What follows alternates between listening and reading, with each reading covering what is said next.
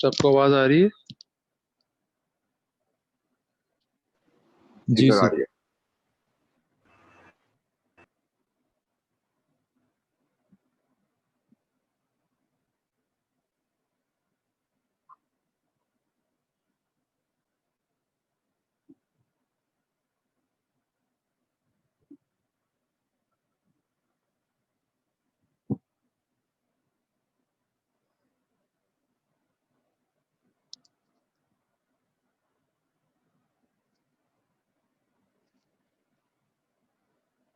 अच्छा जी, तो आगे चलते हैं।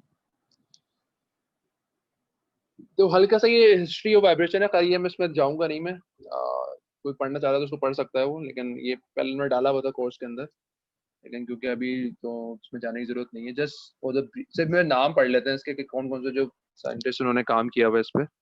तो पैसा करो उसको, सबका नाम बहुत ही कॉमन नाम सब जानते ही हैं। तो ऑब्वियसली इन्होंने काम है, एरिस्टोटल ने काम किया हुआ है, फ्लूइड ने काम किया हुआ है, जेंग जेंग ने काम किया हुआ है। तो गलीलियो ने काम किया हुआ है, ठीक है। रॉबर्ट हुक्स लॉ आप सबने पढ़ा हुआ होगा। गलीलियो आपने सबने कहीं ना कहीं जो है इन साइंटिस्ट के बारे में पढ़ा हुआ ही होगा। अ, तो हुक्स, रॉबर्ट हुक्स लॉ जिन्होंने बनाया था, तो वो है उनका। सोयर जोसेफ है, आइजैक न्यूटन सब जानते हैं इनको। इनका तो हर हर एरिया में ही काम हुआ हुआ है। लेंग्रांज ने काम किया हुआ है। पोजो रेशियो सबने पढ़ा होगा, तो वो पोजो रेशियो यहाँ पे आ गया, साइमन पोजो। रेले रेले जो आपकी रिट्स रेले जो आपका मेथड है, या जो आपका मैथमेटिक्स में जरूर किसी ने ये कहीं ना कहीं पढ़ा होगा। फिर रिसेंट में आ जाए तो उसमें शायद आप इतने ना सुने आपने शायद, जो तिमोशेंको जो आपकी बीम थ्योरी है वो जरूर लोगों ने पढ़ी हुई होगी। ठीक है, तो ये सब जो साइंटिस्ट हैं आपके, इन्होंने कहीं ना कहीं काम किया हुआ है वाइब्रेशन में। तो किसी कोई इंटरेस्ट है किसी को, तो वो उस पर गो थ्रू कर सकता है।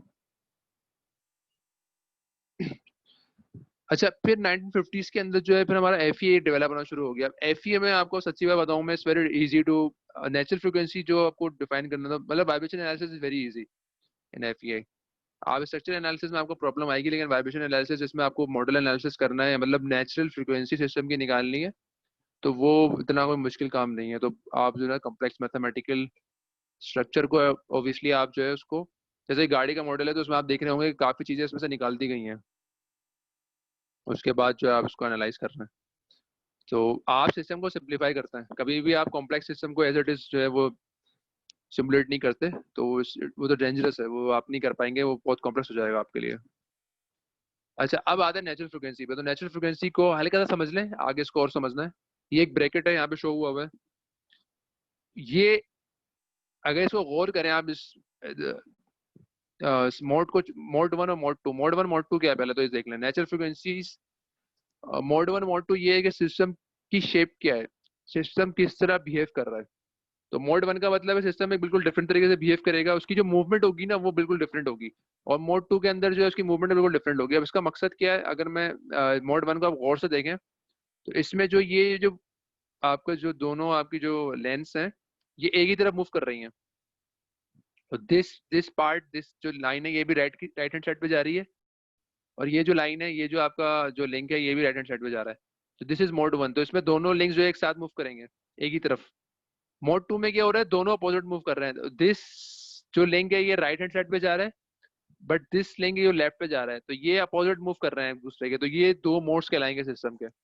अच्छा, अब ये जो ब्रैकेट है इसके इनफाइनाइट मोड्स हो सकते हैं। इसको मैं आगे डिस्कस करूंगा, थोड़ा कॉम्प्लेक्स हो जाएगा, लेकिन सिर्फ समझाने के लिए। तो ये जो दो, ये मोड वन है, I can call it as a first natural frequency. This mode two is I can call is as the second natural frequency. The first natural frequency का जो सबसे लो फ्रीक्वेंसी होगी वो फर्स्ट नेचुरल फ्रीक्वेंसी कहलाती है। फिर आप जिस तरह फ्रीक्वेंसी बढ़ाते हैं तो वो आहिस्ता आहिस्ता आपकी बढ़ती है। इस पर हम मजीद डिस्कस करेंगे, तो उस पर भी कंफ्यूज नहीं होना है, ठीक है। सिर्फ समझ लेंगे मोड का मतलब क्या है। मोड का मतलब ये है कि कितनी मुख्तलिफ शेप्स के अंदर जो है वो सिस्टम आपका वाइब्रेट कर सकता है। जो वाइब्रेट वो कर रहा है उसकी, उसको किस तरह से वाइब्रेट कर रहा है, किस तरह उसकी आउटलाइन नजर आ रही है हमें, तो वो इसको पूरा। अच्छा, ये फिर वही दोबारा दिखाया हुआ है। अच्छा, जो हम अब जो लिमिट कर रहे हैं अपनी वाइब्रेशन को, तो वो डायनामिक सिस्टम की बात कर रहे हैं। हम सिर्फ वाइब्रेशन और डायनामिक सिस्टम की बात करेंगे, क्योंकि वाइब्रेशन तो आप जो आपके म्यूजिकल इंस्ट्रूमेंट्स में भी वाइब्रेशन होती है। तो उसकी बात नहीं कर रहे ऑब्वियसली हम। What is dynamic system? Any system that contain mass and elasticity, जो जिस सिस्टम के अंदर भी मास और इलास्टिसिटी होगी वो आपको डायनामिक सिस्टम कहलाएगा। तो हम जो वाइब्रेशन को यहाँ पढ़ेंगे वो सिर्फ डायनामिक सिस्टम के बिहाफ पे उसी पे पढ़ेंगे हम। अच्छा, अब जरूरी नहीं है कि वाइब्रेशन के तमाम इफेक्ट जो नेगेटिव हो, आपके जो है वो पॉजिटिव इफेक्ट्स भी होते हैं। फॉर एग्जाम्पल वाशिंग मशीन में अगर आप देखना चाहें तो उसमें वाइब्रेशन क्रिएट की जाती है, सेंट्रिसिटी दी जाती है। सेंट्रिसिटी से मुराद ये है कि आपका जो सेंटर है, जो भी सिस्टम का सीजी है, सेंटर ऑफ ग्रेविटी है, सिस्टम वहां पे माउंट नहीं हुआ होगा, ठीक है। तो वो उसमें जो सिस्टम जो है वो सेंटर ऑफ ग्रेविटी से दूर माउंट हुआ हुआ है, तो उसमें एक मूवमेंट क्रिएट होगा और वो वाइब्रेशन क्रिएट करता है। मटेरियल हैंडलिंग कन्वेयर्स में इस्तेमाल होता है, हॉपर्स में, कॉम्पैक्टर्स में, न्यूमेटिक ड्रिल्स में इस्तेमाल होती है वाइब्रेशन, सिस्मिक इंस्ट्रूमेंट्स में इस्तेमाल होती है, फॉल्ट डायग्नोसिस में इस्तेमाल कर सकते हैं आप, ठीक है। तो ये जो जैसे मेडिकल फील्ड में मसाजेस और अल्ट्रासोनिक जो प्रोसेस वगैरह होते हैं उसमें आपको वाइब्रेशन इस्तेमाल होती है, क्लॉक्स वॉचेस में इस्तेमाल होती है, म्यूजिकल इंस्ट्रूमेंट में वाइब्रेशन इस्तेमाल हो रही होती है। तो अगर आपने कॉर्ड्स का नाम सुना हो, कॉर्ड्स जो वॉच होती है उसमें कॉर्ड्स जो होता है वो एक जो आपका एलिमेंट है वो जो है वो एक खास फ्रिक्वेंसी पे वाइब्रेट करता है, तो उससे उसकी उस वाइब्रेशन उसकी जो नेचुरल फ्रिक्वेंसी है वो बड़ी फिक्स्ड है। तो उस नेचुरल फ्रिक्वेंसी को आप कन्वर्ट करते हैं टाइम के अंदर। तो वो जो कॉर्ड्स का कॉन्सेप्ट है वो बड़ा अच्छा कॉन्सेप्ट है। अगर कोई उसमें रिसर्च करना चाहता है या जो पढ़ना चाहता है तो वहाँ पे वो कर सकते हैं, चेक कर सकते हैं कि कॉर्ड्स किस जो आपकी वॉच होती है वो किस तरह काम करती है, वो कॉर्ड्स का काम क्या है बेसिकली। तो वो बेसिकली बिल्कुल फ्रिक्वेंसी पे काम कर रहा होता है, वाइब्रेशन पे काम कर रहा होता है।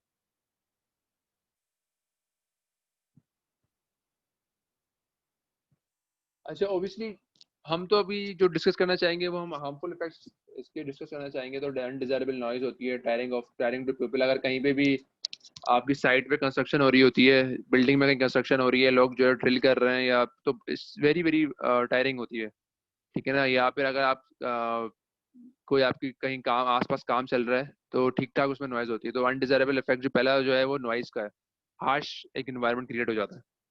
Excessive vibration leads to loosening on parts, noise and eventual failure। तो obviously बात है, जब आपकी वाइब्रेशन होगी तो आपके जो पार्ट्स हैं, जो आपकी फिक्सचर्स लगे हुए हैं, नट एंड बोल्ट्स लगे हुए हैं, जो आपकी वेल्डिंग हुई हुई है, वो आहिस्ता आहिस्ता जो है उसमें उसकी जो स्ट्रेंथ है वो कम होती चली जाएगी और वो लूज हो जाएंगे। तो गाड़ियों में जो आपकी वाइब्रेशन की नॉर्मली जो आवाज आती है या जो आवाज आती है वो किसी खास पार्ट्स की, तो उसमें काफी हद तक यही होता है कि आपके जो पार्ट्स होते हैं, जो उसकी फिक्सचर होता है वो लूज लूज हो चुका होता है, इक्विपमेंट मेल फंक्शन कर जाएगा आपका। Effective vibration on human body, discomfort, fatigue, loss of efficiency, motion sickness, as in sickness due to ship. जो शिप की मूवमेंट होती है वो उसमें रहना कोई आसान काम नहीं होता, तो वो ठीक ठाक उसमें मोशन सिकनेस हो जाती है आपको अगर आप उसमें रहेंगे काफी टाइम के लिए। कंटिन्यूस वाइब्रेशन इंसानी जो जिस्म है उसके लिए बिल्कुल भी सही नहीं है, ठीक है। तो फटीग, डिस्कम्फर्ट, सही तरह काम नहीं कर पाएंगे आप। ट्रेन में आप बैठे हैं, अगर ट्रेन में बहुत ज्यादा वाइब्रेशन हो रही है तो ऑब्वियसली आप यू आर नॉट 100%, ठीक है। तो ये ह्यूमन बॉडी के ऊपर भी ठीक ठाक इफेक्ट होता है इसका। अच्छा, अब आ जाते हैं कि हम कुछ कॉन्सेप्ट जो है वाइब्रेशन के वो देख लेते हैं। तो मैं पहले कई बार बता चुका हूँ कि आपका जो वाइब्रेटरी सिस्टम होगा उसमें स्प्रिंग, इलास्टिसिटी, मास या इनर्शिया, डैम्पर, ये तीन चीजें आपकी सिस्टम में हो। जरूरी नहीं कि डैम्पर हमेशा हो, डैम्पर जो है वो जरूरी नहीं कि हमेशा हो, क्योंकि अगर आप डैम्पर का मतलब ये है कि वो एनर्जी डिसिपेट कर रहा है, तो आप बाज़ औक़ात ये अजम्पशन करते हैं कि आप जो है वो कोई भी एनर्जी डिसिपेट नहीं कर रहे हैं, ठीक है। तो ये भी कॉन्सेप्ट होता है, लेकिन स्प्रिंग और जो मास होगा वो नॉर्मली आपको काफी जगह नजर आएगा। तो होता क्या है, involves transfer of potential energy to kinetic energy and vice versa. तो जो कन्वर्जन हो रही होती है वो बेसिकली दो एनर्जीज में हो रही होती है। पोटेंशियल एनर्जी से आप काइनेटिक एनर्जी में जा रहे होते हैं, फिर then you are converting again to from kinetic to potential energy. तो ये वाइस वर्सा चलता रहता है।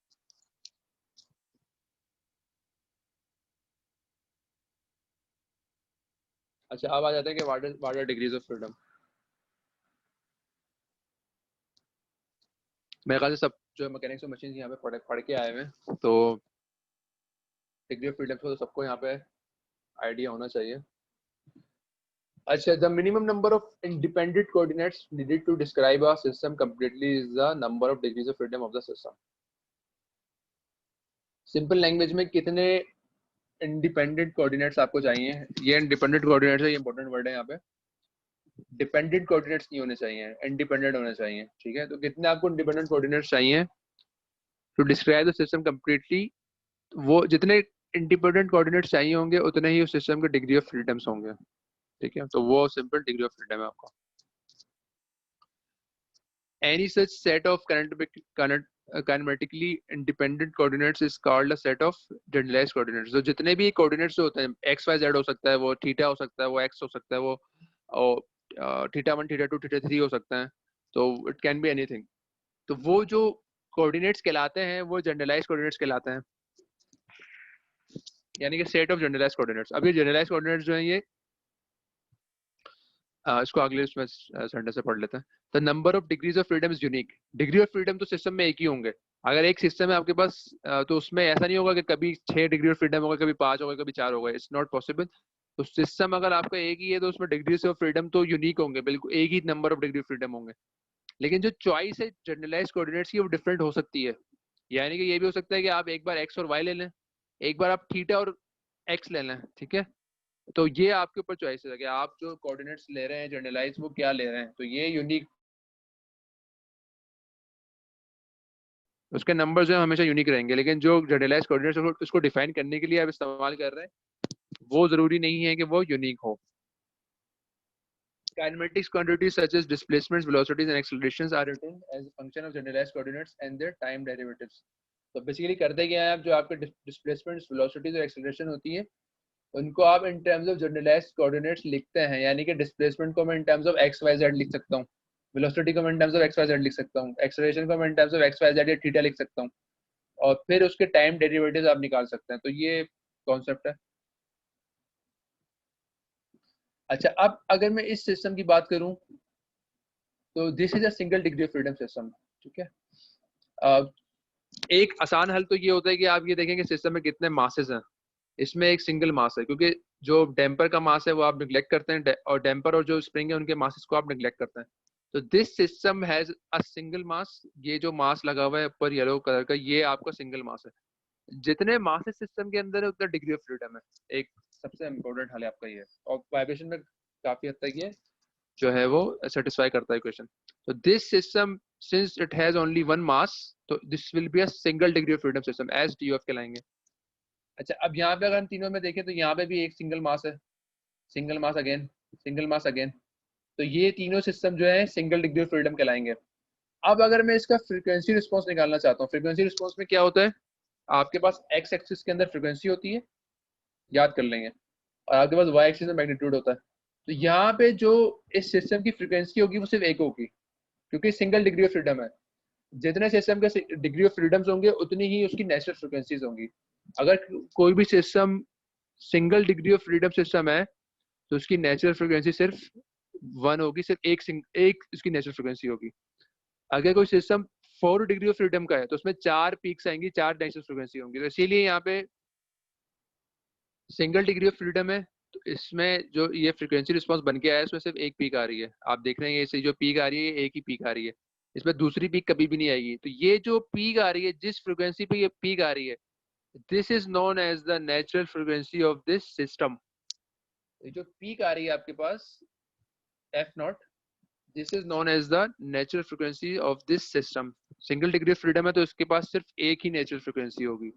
अगर 2 डिग्री ऑफ फ्रीडम होता तो उसके पास 2 नेचुरल फ्रीक्वेंसी होती। तो यहाँ पे 2 पीक्स आती हैं, एक यहाँ पीक आती है और एक आगे आती है एक और पीक, ठीक है। अच्छा, अब यहाँ पे अगर आप जाए तो यहाँ पे आपको सिस्टम जो नजर आ रहे हैं 2 डिग्री ऑफ फ्रीडम है। क्यों 2 डिग्री ऑफ फ्रीडम? जो मैंने एग्जांपल बताई थी कि आपको जितने मासेस होंगे उतने डिग्री ऑफ फ्रीडम होंगी। इसकी वजह क्या है, अब यहाँ पे कॉन्सेप्ट समझना है। तो यहाँ पे M1 और M2 दो मासेस लगे हुए हैं। This M1 and M2 are totally independent, ठीक है। यानी कि अगर मैं M2 को मूव करूंगा और M1 को फिक्स रखूंगा तो M1 पे कोई असर नहीं पड़ेगा। या मैं M1 को मूव करता हूँ, ठीक है, और M2 को फिक्स रखता हूँ, ठीक है, तो ये भी पॉसिबल है। मतलब M2 को आप फिक्स कर लें, अगर आप M1 को फिक्स कर लें तो आप M2 को आराम से मूव कर सकते हो। तो इसका मतलब ये इंडिपेंडेंट है, दोनों मासेस जो हैं या एक दूसरे पर डिपेंड नहीं कर रहे हैं। तो अगर मुझे इस सिस्टम की किसी भी पॉइंट के ऊपर किसी भी टाइम के ऊपर पोजीशन निकालनी हो तो मुझे दोनों की मूवमेंट, दोनों की पोजीशन चाहिए होगी। मुझे M1 की पोजीशन भी स्पेस में कहाँ है वो चाहिए होगी, और मुझे M2 की पोजीशन स्पेस में कहाँ है दोनों चाहिए होगी। तो मुझे दो कोऑर्डिनेट्स चाहिए, मुझे M2 की पोजीशन भी चाहिए, मुझे M1 की पोजीशन भी चाहिए। M1 की पोजीशन कहाँ से आएगी, थीटा 1 से आएगी। मुझे L1 पता है, आई नो L1 जो जो लेंस वगैरह सिस्टम की वो पता होती है आपको, वो कोऑर्डिनेट्स नहीं है, वो फिक्स सिस्टम के पैरामीटर्स है। तो L1 मुझे पता है, और थीटा 1 अगर मुझे पता चल जाए तो मैं बता सकता हूँ कि मेरा M1 जो है वो कहाँ पर होगा, तो उसकी पोजीशन पता चल जाएगी। सिमिलरली M2 के लिए मुझे थीटा 2 अगर पता चल जाए तो I can easily find the position of this M2। तो ये 2 डिग्री ऑफ फ्रीडम सिस्टम है। आसानी के लिए क्या कर लें, जितने सिस्टम में मासेस हैं और वो कनेक्टेड नहीं है, मतलब कनेक्टेड से मुराद कि वो डिपेंडेंट नहीं है, तो उतने डिग्री ऑफ फ्रीडम है। ठीक है, तो ये दोबारा रिपीट कर रहा हूँ मैं, जितने सिस्टम में मासेस हों लेकिन वो मासेस जो है वो इंडिपेंडेंट हो, तो वो उतने डिग्री ऑफ फ्रीडम सिस्टम में होंगे। अगर ये दोनों मासेस डिपेंडेंट होते हैं कि अगर मैं M1 को मूव करूं तो M2 भी मूव होता, या मैं M2 को मूव करता तो M1 भी मूव होता, तो फिर वो सिस्टम का डिग्री ऑफ फ्रीडम 1 होता, क्योंकि उसमें फिर आपके पास तो डिपेंडेंट हो गया ना। तो फिर मुझे दोनों की पोजीशन निकालने की जरूरत नहीं है, अगर मैं M1 की पोजीशन निकाल लूं तो M2 की दोबारा आराम से आ जाएगी, क्योंकि वो तो जो इक्वेशन जो बन के आ रही है वो डिपेंडेंट है और वो एक दूसरे पर डिपेंड कर रहे हैं। सिमिलरली अगर मैं इस सिस्टम की बात करूं तो यहाँ पे अगर मैं M1 को रोकता हूँ, फिक्स कर दूं M1 को, लेट सपोज x1 जो इसकी डिस्प्लेसमेंट है वो 0 है, और मैं M2 को मूव करता हूँ, तो अगेन इंडिपेंडेंट नहीं है, डजेंट मैटर। अगर मैं M1 को फिक्स कर दूं और M2 को मूव आराम से मैं कर सकता हूँ। सिमिलरली अगर मैं M2 को फिक्स कर दूं और M1 को मूव करना चाहूँ तो वो भी हो सकता है, क्योंकि स्प्रिंग जो है वो आपको डिफॉर्म कर जाएगा। तो इसका मतलब again this system has 2 degree of freedom. मुझे दोनों की पोजीशन चाहिए होगी, मुझे M1 की पोजीशन भी चाहिए होगी और मुझे M2 की पोजीशन भी चाहिए होगी to define the position of the whole system. ठीक है, तो M1 M2 दोनों की रिक्वायरमेंट है। तो again 2 degree of freedom system है आपका, और ये अगेन आपका 2 डिग्री ऑफ फ्रीडम सिस्टम है।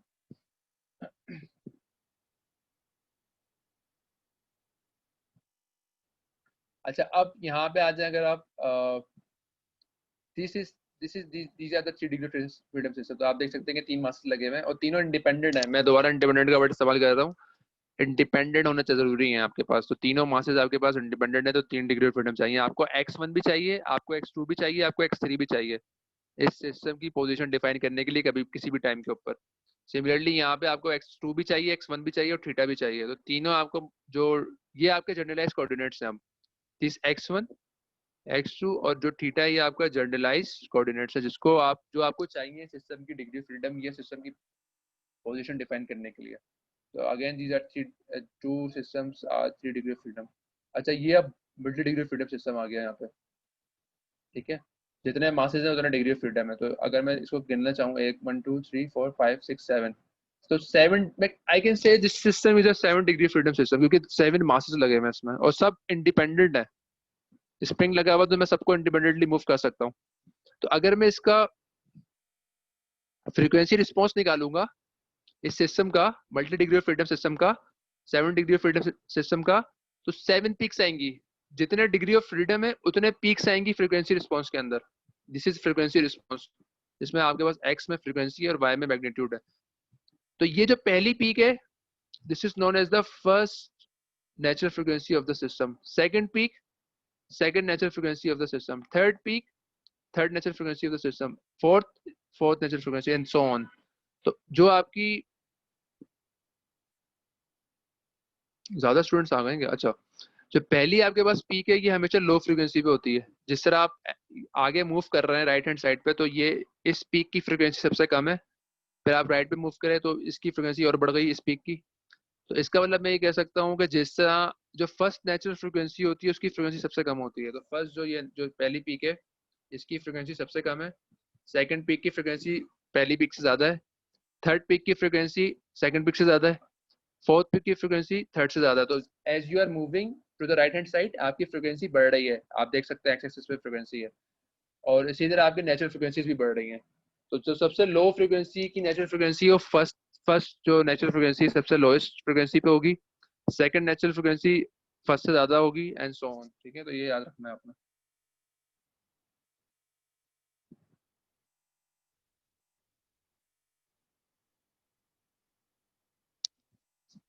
अच्छा, अब आ जाते हैं कि अब डिस्क्रीट सिस्टम और कंटिन्यूस सिस्टम में क्या फर्क होता है। System with a finite number of degrees of freedom are termed as discrete और लम्प्ड पैरामीटर सिस्टम। ये जो पिछले जो हमने सिस्टम किए थे ये डिस्क्रीट सिस्टम था। इसमें आप मासेस को अलग अलग देख सकते हैं, आपको नजर आ रहा है कि तमाम मासेस जो अलग अलग लगे हुए हैं, तो ये जो सिस्टम कहलाता है डिस्क्रीट कहलाता है ये। अब जो कंटिन्यूस सिस्टम है उसमें क्या है, फॉर एग्जांपल आपकी बीम है, ये रोबोटिक आर्म है, ये आपकी जो जैसे ये बीम जो है this is known as the continuous system. इस बीम के अंदर क्योंकि मास डिस्ट्रीब्यूशन है वो कोई रेगुलर नहीं है, आप मुख्तलिफ मासेस को देख नहीं सकते, आप बहुत सारे पॉइंट मासेस को देख सकते हैं इसके अंदर, और वो इनफाइनाइट है बेसिकली। तो आप ये कह सकते हैं कि इस जो बीम हो गया या रोबोटिक आर्म हो गया या इस तरह की जो चीजें हो गई, स्ट्रक्चर हो गया आपका जो कंटिन्यूस स्ट्रक्चर होता है, उसको आप कह सकते हैं कि उनके पास इनफाइनाइट डिग्रीज ऑफ फ्रीडम है। तो इस सिस्टम के अंदर इनफाइनाइट डिग्रीज ऑफ फ्रीडम है। या लेकिन आप ऑब्वियसली बात है इसका मैथमेटिकल मॉडल निकालना चाहेंगे तो आप इनफाइनाइट को तो आप कभी भी किसी तरह भी मैथमेटिकल मॉडल नहीं बना पाएंगे।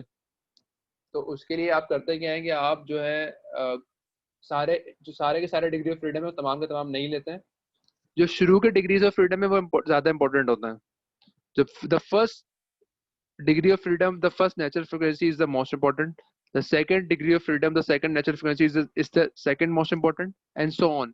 तो आप शुरू के 3-4 सिर्फ डिग्रीज ऑफ फ्रीडम लेते हैं और वो इनफ होते हैं आपके लिए। तो आप तमाम के तमाम इनफाइनाइट नहीं ले लेंगे, आप पहला जो नेचुरल फ्रिक्वेंसी है वो ले लेंगे, सेकंड नेचुरल फ्रिक्वेंसी ले लेंगे, थर्ड ले लेंगे, एंड सो ऑन। तो डिपेंड करता है कि वो सिस्टम टू सिस्टम वेरी करेगा। तो पहले आप उसको चेक करते हैं कि जो तमाम नेचुरल फ्रिक्वेंसीज हैं, पहली दूसरी तीसरी चौथी, उसका कितना इफेक्ट आ रहा है सिस्टम की टाइम डोमेन सिग्नल के अंदर। उसके बाद आप इसको आइडेंटिफाई करते हैं कि हाँ ये जो पहले नेचुरल फ्रिक्वेंसी ये बहुत इंपॉर्टेंट है, सेकंड भी इंपॉर्टेंट है, थर्ड भी इंपॉर्टेंट है, लेकिन फोर्थ वाली इतनी इंपॉर्टेंट नहीं है। तो आप फोर्थ के बाद तमाम जो डिग्रीज ऑफ फ्रीडम है उसको निगलेक्ट कर देंगे आप। और लेकिन ये ऑब्वियसली बात है कि more accurate results obtained by increasing numbers of degrees of, जितने आप डिग्रीज ऑफ फ्रीडम बढ़ाएंगे उतने जो रिजल्ट है वो एक्यूरेट तो होगा, लेकिन कितनी एक्यूरेसी की रिक्वायरमेंट है आपकी ये आपके सिस्टम पर डिपेंड करेगा। ठीक है, तो नॉर्मली जो है 3 से ज्यादा हम नहीं जाते हैं। अगर आपने 3 डिग्री ऑफ फ्रीडम सिस्टम में ले लिए हैं तो मोस्ट प्रोबेबली आप 95% एक्यूरेट होंगे। तो फिर हमें 100% एक्यूरेसी तो की तरफ तो जाना ही नहीं है ना, क्योंकि ये तो फिर पॉसिबल नहीं है कि आप तमाम के तमाम जो इनफाइनाइट डिग्रीज ऑफ फ्रीडम है उन तमाम को तमाम आप देख रहे होंगे। तो इसलिए आप उसको फाइनाइट में कन्वर्ट करते हैं। अच्छा, अब आ जाते हैं कि फ्री वाइब्रेशन की बात करते हैं। फ्री वाइब्रेशन में क्या होता है कि आप a system is left to vibrate on its own after an initial disturbance, shock received or initial displacement for equilibrium। आपने इस ये सिस्टम की बात कर लेते हैं, आपने इस मास को डिस्टर्ब किया और छोड़ दिया उसको, उसके बाद आपने कोई फोर्स नहीं लगाई, तो ये कहलाता है फ्री वाइब्रेशन। यानी कि जो सिस्टम है वो अपने आप वाइब्रेट कर रहा है।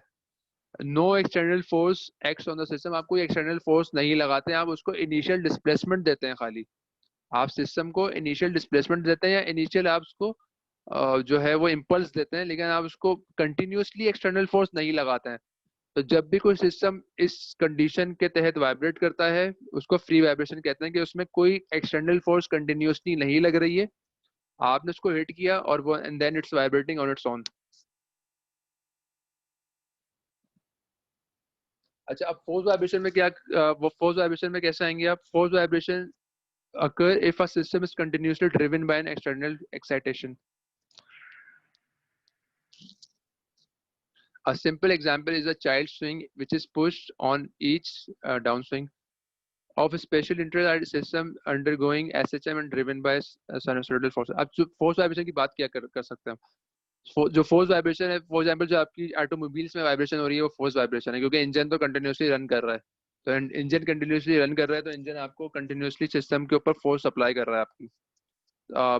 फॉर एग्जाम्पल सिमिलरली अगर आपका कोई एयरक्राफ्ट है, उसका जो विंग है जिसपे जो वाइब्रेशन हो रही है वो भी फोर्स वाइब्रेशन है, क्योंकि एयर जो है वो फ्लो हो रही है, मुस्तकिल एयर जो है अप्लाई कर रही है फोर्स उस एरोफाइल के ऊपर या जो विंग्स है उसके ऊपर। ठीक है, तो फोर्स वाइब्रेशन में फोर्स कंटिन्यूसली चाहिए होती है। तो अगर मैं सिस्टम की बात करूं, यहाँ पे आप ये देख रहे हैं यहाँ पे एफ ऑफ टी नजर आ रहा है आपको, तो इस एफ ऑफ टी का मतलब ये है कि कंटिन्यूसली फोर्स अप्लाई हो रही है सिस्टम के ऊपर। तो जब भी किसी भी सिस्टम के ऊपर कंटिन्यूसली फोर्स अप्लाई होगी वो फोर्स वाइब्रेशन कहलाएगा। आपके मैक्सिमम सिस्टम जो हैं वो फोर्स वाइब्रेशन में होते हैं। तो आप जो सिस्टम को चेक कर रहे होते हैं या सिस्टम को जो है वो वाइब्रेशन से अलग कर रहे होते हैं तो वो फोर्स वाइब्रेशन में ही कर रहे होते हैं। ठीक है,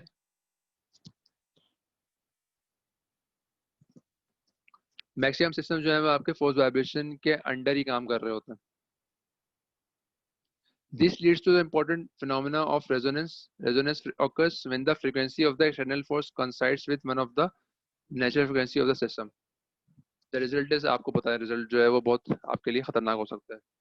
अच्छा, ये जो सिस्टम है, स्प्रिंग, यहाँ पे स्प्रिंग आ गया, टेम्पर आ गया और मास आ गया। इसकी नेचुरल फ्रिक्वेंसी एक सिंगल नेचुरल फ्रिक्वेंसी होगी क्योंकि इसमें एक ही मास है, तो ये सिंगल डिग्री ऑफ फ्रीडम है। इसकी नेचुरल फ्रिक्वेंसी एक हो गई, हमने अलग कर दी उसको। और ये जो फोर्स अप्लाई हो रही है इसकी भी नेचुरल फ्रिक्वेंसी होगी कोई ना कोई। ठीक है, क्योंकि हो सकता है कि फोर्स जो होगी साइन में, साइन की टर्म्स में हो सकती है, कोसाइन के टर्म्स में हो सकती है। तो जब ये एफ ऑफ टी की जो फ्रिक्वेंसी है वो मैच कर जाएगी इस सिस्टम की फ्रिक्वेंसी के साथ, तो सिस्टम आपका रेजोनेंस में आ जाएगा। तो जब भी आपकी एक्साइटिंग फ्रिक्वेंसी जो एक्साइट कर रहा है सिस्टम को, उसकी फ्रिक्वेंसी इस स्प्रिंग मास डैम्पर की फ्रिक्वेंसी जो नेचुरल फ्रिक्वेंसी है पहली, उससे मैच कर जाएगी, तो आपका सिस्टम रेजोनेंस में आ जाएगा। और रेजोनेंस से आपने बचना होता है क्योंकि रेजोनेंस में आपके पास आपका जो एम्पलीट्यूड होता है सिस्टम का वो काफी बढ़ जाता है।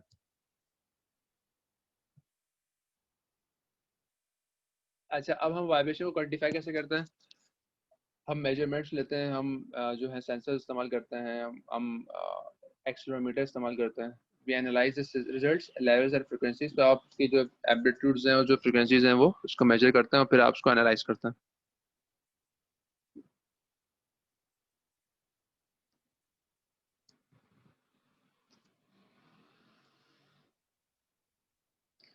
अच्छा, अब हम आ जाते हैं कि कुछ और क्लासिफिकेशन देखते हैं वाइब्रेशन की। तो पहला जो वाइब्रेशन है वो अनडैम्प्ड वाइब्रेशन कहलाता है, जिसमें आप ये कह सकते हैं कोई एनर्जी जो है वो लॉस नहीं होती, कोई डिसिपेशन नहीं होती। ठीक है, तो ये अगर आप इस सिग्नल को देखें, ये टाइम है यहाँ पे, this is the time x axis पे, और वाई एक्सिस में आपके पास डिस्प्लेसमेंट है।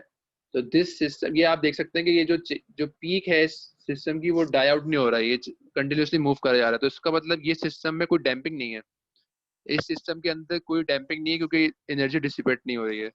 तो ये डाई आउट नहीं कर रहा है, ये कंटिन्यूसली ऐसे मूव करता जाएगा। इसकी एग्जांपल क्या हो सकती है? जो आपके सैटेलाइट्स वगैरह होती हैं या जो स्पेस में आप जाएंगे तो वहाँ वहाँ आपके पास डैम्पिंग नेग्लिजिबल होती है, वहाँ पे कोई एयर तो है नहीं। तो वहाँ पे अगर आप सिस्टम को वाइब्रेट करते हैं तो इट विल कंटिन्यूस, वो वाइब्रेट करता चला जाएगा, उसने नहीं रुकना। ठीक है, क्योंकि वहाँ पे डैम्पिंग नहीं है, कोई एनर्जी लॉस नहीं हो रही है आपके पास।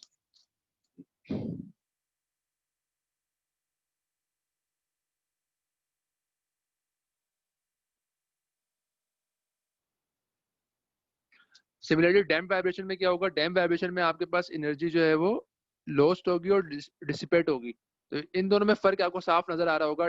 अनडैम्प वाइब्रेशन में कोई भी आपके पास जो आपके पास एम्पलीट्यूड है वो कम नहीं हो रहा है, वो कंटिन्यूस उसी लेवल पे एम्पलीट्यूड आपका मूव कर रहा है। डैम्प वाइब्रेशन में क्या हो रहा है कि आपका जो एम्पलीट्यूड है वो डाई आउट कर रहा है, जो आपका एम्पलीट्यूड है वो विद रिस्पेक्ट टू टाइम जो है वो जीरो की तरफ अप्रोच कर रहा है।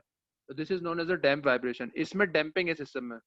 तो ये आम हालत में जो भी आपका सिस्टम है उसमें डैम्पिंग जो है एयर की वजह से है या आपने उसमें डैम्पर लगाया हुआ है, तो वो जो है आपके पास इस तरह शो होगा।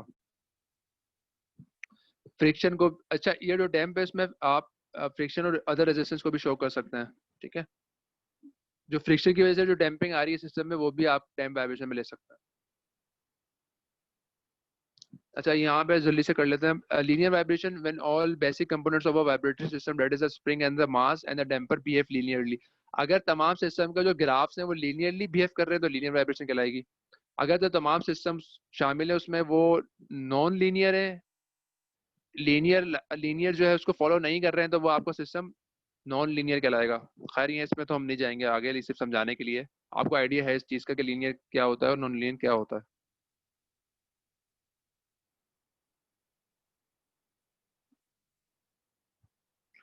अच्छा, डिटरमिनिस्टिक वाइब्रेशन और random vibration. Deterministic vibration if the value or magnitude of the excitation, force or motion give acting on a vibratory system is known at any given time। Deterministic में होता है क्या कि बड़ा regular होता है, उसमें आप निकाल सकते हैं कि किसी भी पॉइंट के ऊपर कितनी वाइब्रेशन हो रही है, कि फ्रीक्वेंसी क्या है, कितने सिग्नल्स उसमें शामिल हैं। रैंडम में ऐसा नहीं होता, रैंडम में बिल्कुल एक रैंडम हैphazard किस्म की जो है ना आपके पास सिग्नल्स आते हैं। ठीक है, तो ये फर्क है डिटरमिनिस्टिक और रैंडम में। रैंडम है बिल्कुल, एक रैंडम जो है मूवमेंट होगी, सिग्नल्स होंगे, इसको आपको मैथमेटिकली डिफाइन करना वेरी डिफिकल्ट। लेकिन डिटरमिनिस्टिक जो है इसमें आप इसको आप मैथमेटिकली डिफाइन बड़े आराम से कर सकते हैं, क्योंकि इसका आप फॉर्मूला लगा सकते हैं। इसका आप जो है जिस तरह ये मूव कर रहा होगा, जो इसके सिग्नल्स होंगे मैथमेटिकल, उसको आप आराम से निकाल सकते हैं। अच्छा, फिर आज आपके पास जो तीन टाइप्स ऑफ वाइब्रेशन है, वो लॉन्गिट्यूडनल वाइब्रेशन है, ट्रांसवर्स वाइब्रेशन है, और टॉर्जनल वाइब्रेशन है। लॉन्गिट्यूडनल वाइब्रेशन और इन दोनों में फर्क बता देता हूँ आपको। टॉर्जनल वाइब्रेशन तो आपको आइडिया है कि क्या होती है। कोई भी चीज रोटेट करी हो थीटा की टर्म्स में, तो वो टॉर्जनल वाइब्रेशन में आ जाएगी। लॉन्गिट्यूडनल में जो आपकी मूवमेंट हो रही है वो इस तरह हो रही है in the Y axis. Let's suppose this is Y axis, तो ये आपकी जो मूवमेंट है वो वाई एक्सिस में हो रही है, और जो आपकी जो वाइब्रेशन की वेव्स जो मूव करेंगी वो भी वाई एक्सिस में मूव करेंगी। तो लॉन्गिट्यूडनल वाइब्रेशन को डिफाइन किस तरह करते हैं, जिसमें सिस्टम की मूवमेंट और जो वाइब्रेशन की वेव्स हैं उसकी मूवमेंट एक ही डायरेक्शन में है, तो वो कहलाती है लॉन्गिट्यूडनल वाइब्रेशन। ट्रांसवर्स वाइब्रेशन में क्या होता है, जो आपकी सिस्टम मूव कर रहा है वो अगेन वाई एक्सिस में कर रहा है। जो सिस्टम मूव कर रहा है वो वाई एक्सिस में कर रहा है, लेकिन जो इसमें वेव्स, जो वाइब्रेशन की जो आपकी जो वेव्स है वो मूव करेंगी, वो एक्स एक्सिस में करेंगी। It will move in the x direction, you move करेंगी जिस तरह मैं शो कर रहा हूँ।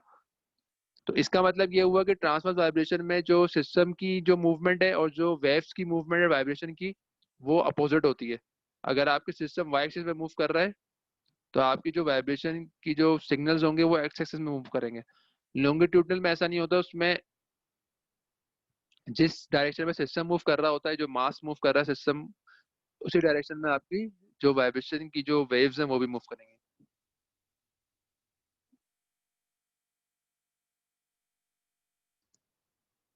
अच्छा, यहाँ पे वाइब्रेशन एनालिसिस प्रोसीजर है, तो ये खैर ये हम आगे देख लेंगे, अभी यहाँ पे इसको करने की जरूरत नहीं है। तो आप मैथमेटिकल मॉडल पहले निकालते हैं, फिर आप गवर्निंग इक्वेशन निकालते हैं, न्यूटन लॉ अप्लाई कर सकते हैं, लैग्रांज कर सकते हैं, फिर आप सोल्यूशन को सॉल्व करते हैं, और फिर आप इंटरप्रिटेशन करते हैं रिजल्ट की।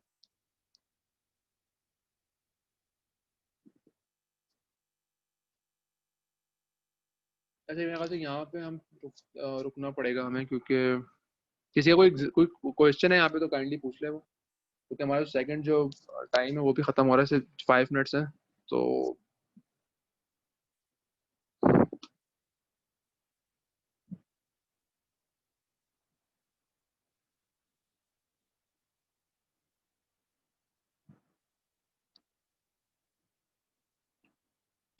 कोई सवाल है किसी का तो काइंडली वो पूछ सकता है मुझसे यहाँ पे।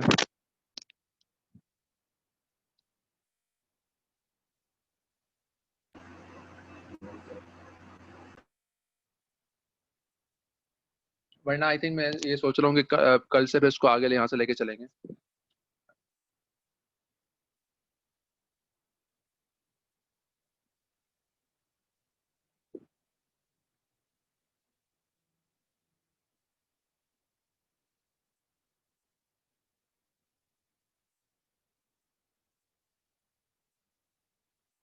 कोई सवाल किसी का नहीं है, तो मैं फिर इसको खत्म कर देता हूँ कोर्स, इसको मतलब जो आज सर का लेक्चर है। जी सर, वैसे जनरल कोर्स से मुझे रिलेटेड सवाल है कि इस दफा हमारी फिर असाइनमेंट्स, क्विज़ेस वगैरह क्या मार्किंग होगी और वेटेज क्या होगी बाकी चीजों की? बता दूंगा, अभी तुम सबर तो करो, अभी तो पहली क्लास है। वैसे जो नॉर्मली लग रहा है चल रहा है वो, जो आप पता नहीं मिड टर्म इस दफा होता नहीं होता ना, आई डोंट नो, अभी पता नहीं है ना कंफर्मेशन, वरना तो मिड टर्म होता होता था ना आपका 30% का, 25% का। तो वो अभी कंफर्म नहीं है, लास्ट टाइम तो नहीं हुआ था मिड टर्म, लेकिन अभी पता ही नहीं है ना, अभी इस पे बात होगी आई गेस कि क्या यूनिवर्सिटी जो है खुल रही है नहीं खुल रही है। ठीक है, तो मिड टर्म अगर होता है तो फिर 25 मिड टर्म का होगा, अगर मिड टर्म नहीं होता तो फिर 30-20 में डिवाइड हो जाएगा ये आपका असाइनमेंट और क्विज। ठीक है सर, ठीक है। तो और किसी का कोई सवाल तो नहीं है? नहीं सर, थैंक यू। अच्छा, तो मैं दोबारा रिपीट करना चाह रहा हूँ सबके लिए, जो नए खासतौर पे बच्चे, जो पुराने हैं वो तो कर लेंगे, वो उनको ज्यादा मेहनत करनी पड़ेगी, लेकिन जो नए हैं उनको ठीक ठाक मेहनत करनी पड़ेगी। तो बी रेडी। एक हद तक ही मैं आपको बता सकता हूँ, यहाँ पे मैं कॉन्सेप्ट देने की कोशिश करूंगा, क्योंकि ना आप लोग मेरे सामने ना मैं आप लोगों के सामने हूँ, तो ये प्रॉब्लम रहेगी, इशू रहेंगे, आपको ज्यादा मेहनत करनी पड़ेगी, खुद अपना एफर्ट लगानी पड़ेगी। कॉन्सेप्ट्स में सारे दूंगा, लेकिन जो मैथमेटिकल सिस्टम आपको चीजें, कुछ चीजें समझ नहीं आएंगी, वो मुझे लग रहा है प्रॉब्लम होगी, तो वो ठीक ठाक मेहनत करनी पड़ेगी। तो बी रेडी, ठीक है, इसके लिए रेडी रहें इसके लिए। और जो भी नए लोग हैं इसमें, उसामा मोइन मेरे ख्याल से पहले नहीं थे, तो उनको मैं इनको भी बताना चाह रहा हूँ। और बाकी लोगों को तो मैंने डिफाइन कर दिया था कि जो पहली बार पढ़ रहे हैं उनको ये प्रॉब्लम ठीक ठाक आएगी इसमें, तो उसके लिए रेडी रहें।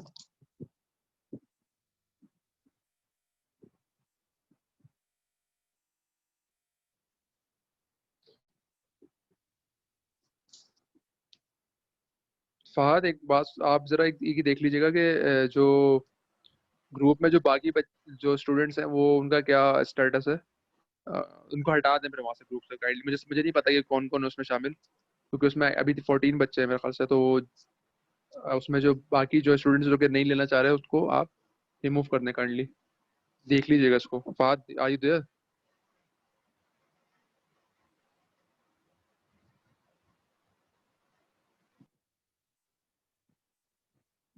फहद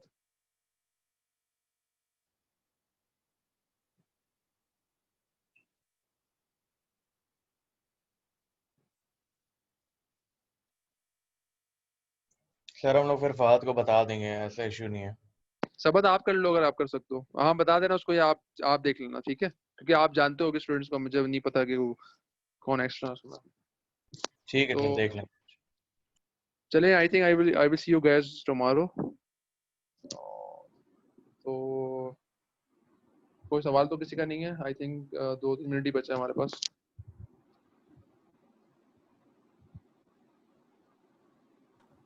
नहीं सर, थैंक यू, सब समझ आ रहा है। आपको तो समझ आया, आपको नहीं समझ आएगा तो किसको समझ आएगा?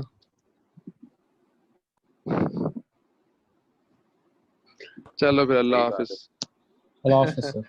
कल मिलते हैं इंशाल्लाह।